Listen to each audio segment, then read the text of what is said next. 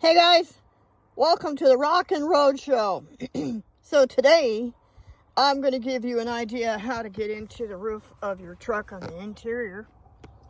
So you can check on your sunroof, moonroof, window tracks, easy and quick, without having to take your whole entire interior roof down and all the dirt that's going to go with it. Because I don't know why, but I could swear to God, my Land Rover, when I would open and shut the window up on top, the sunroof, moonroof, I don't think it pushed all those leaves and sticks and crap into the interior of the truck. I can swear to God, Land Rover had figured something out, so that didn't happen. They didn't do that with the Hummer. So what happens with the sunroof, moonroof is this. It's like a big broom. All the shit that's on your window that you can't reach and you don't use a special claw for it like I do, or a special long-ass winter snow brush for it like I do, when the window starts to go back, it pushes all the dirt into the interior ceiling of your truck back like a broom. Sweep, sweep, sweep, sweep, sweep. 20 years of sweeping. Sweep, sweep, sweep, sweep. Who the fuck came up with that idea? What a dingbat. Alright, so all that shit is in the top of your truck. When you go to take your interior down, you're going to get blessed with that. And anything that moved in there, yeah. Alright, so there was a guy online and he said he took his whole interior out and just took the whole damn thing out. So he could see the window and get to the window, maintain the window, and see everything it was doing. That's kind of a neat idea. That's not bad. But you're going to lose your interior light unless you figure out another way to attach it somehow. And how they did the frame on the other side is like what we used to call a race frame. I used to race cars. And on the inside doors of the race cars, we had like, you have your main frame. You have your main frame, your main door, your main frame. But on the inside of the race car doors, we'd have like a subframe, and it wasn't solid. It was just like sectioned off, just in some minimal sections of other small metal framing. That's how they did the roof on the Hummer H2. It's got some main sub moving along the actual rectangle shape of the truck itself.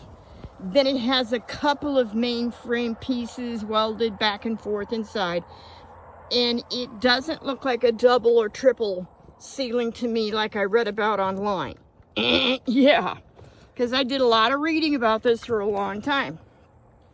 So the smart guy that wanted to pull the whole interior down, he's kind of all right. He kind of had some smart ideas.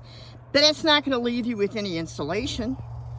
Unless you find another type of insulation, like a spray type or a paint type insulation, then find another way to put another light in. I actually think would be an incredibly, really neat idea and give you a lot more space, because these interiors, after a while, Hummer, like most SUVs, but not as bad as a fucking Nissan, didn't put enough buttons in to hold these interiors up. So you don't have enough and they start to drag and come down. And I'm going to show you a trick that I did to lift mine back up. It got a facelift. And my facelift probably cost like $10 and some labor. Alright, so I dropped part of this interior today above the door and yanked it down and shoved my arms in to feel the tracks and look at the tracks with a flashlight to see what the hell was going on. And so that's how come I know how this looks and what's going on. And I probably might not be able to show you everything, but I'm going to try because we're almost out of light, okay? So let me see if I can give you some ideas. And I want to show you what tools you're going to need right quick. You're going to need to pull your handle down, which is going to require a simple screwdriver with a simple regular end. And there's a plastic piece also that pops off your column. It pops off with the regular screwdriver. And then it has a tiny bit, the star bit, that goes inside and takes that screw out of the column. There it is. Right? That's it.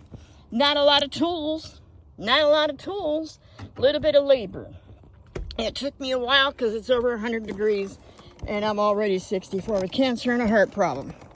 So up inside the track, up inside this this insulation, which isn't like the best, but it isn't the worst I've ever seen. It's pretty nice. You can't really see, but there's whole track running, and you can touch it and squeeze your arms in there. You can feel it. I didn't pull a lot more pieces. I just did above the door, and I think that's good enough. You know, I mean, we don't need to make a whole huge methamphetamine project out of this. I don't smoke nothing. I don't pop nothing. I don't chew and I don't shoot nothing. I'm tired. So I didn't go through all that. All right. Me personally, with these side columns that are next to your doors, all right, held by one screw, and you pop the cover off and you take that little star screw out of there, I filled mine with insulation. And these are a pop on, pop off. They have those stupid brackets that want to break off the Hummer all the time. They're just a stupid pop on, pop off. Let me see if I can get you a shot of it. I don't know if I can. It's getting pretty dark. It's down in there. Pop on, pop off bracket that goes into the hole. You got to figure it out and slap it back on there and pop it back on. I put a bunch of insulation into mine because I also have problems with water coming from the top window again and coming down the columns and then filling up the floor of the truck. Yeah, down here. This is why it's all screwed up, because it was filled with water. All right, so insulation, and then I took some ribbing and I put ribbing around the whole interior of my truck every place that I could. I'm going to show you this here in a second, because it looks sharp as hell and helps push the ceiling up. Gave it a facelift. So did putting insulation into these columns helped push that ceiling up. It pushes it right up and it gives you a whole lot better ceiling. If it was me and it wasn't alone by myself and I could find a mechanic worth a fuck that wanted to get paid, we'd take the whole interior out. I like that guy's idea. Find a way to put some more new insulation in, put that interior light back up in, and bada boom, bada bang. Have a whole new ceiling. You don't have to worry about dropping down on top of your head all the time. It would be insulated. This is the ribbing here. I used it on my outer doors to keep extra dirt and crap and water and all kinds of extra stuff from happening when I was four-wheeling. And I put it on the inside and it looks really nice and it matches. It's an inside-outside thing, and it helped push those columns up. All right, so that's what the window looks like. I still don't know what's wrong with mine. Yeah, and you know how I feel about this. I did another video to show you some piece of shit at some on eBay, a junkyard. Sent me a completely dead motor in a Christmas plastic bag with no padding. So now it's wasted a whole day for me. This took another day. I was able to reach in there and scratch up my arms and pull a lot of crap out of there, because the sweeping still doesn't take all the dirt out of your tracks. I sure did a piss poor design. I think the best way to solve this problem is borrow part of that guy's idea. Take the whole interior of the roof out. Put some type of new insulation up.